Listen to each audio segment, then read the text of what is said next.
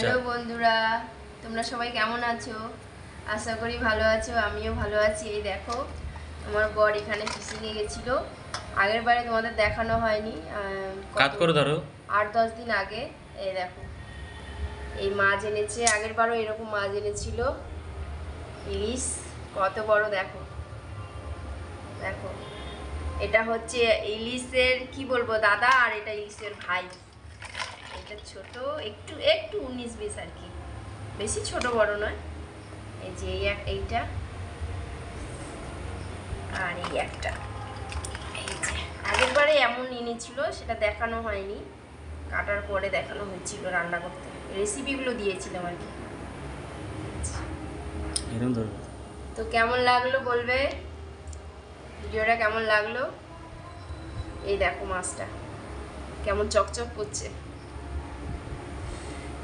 খুব ঠান্ডা বরফ, বাবারে। রাখি এই একটা। তো বাই বাই।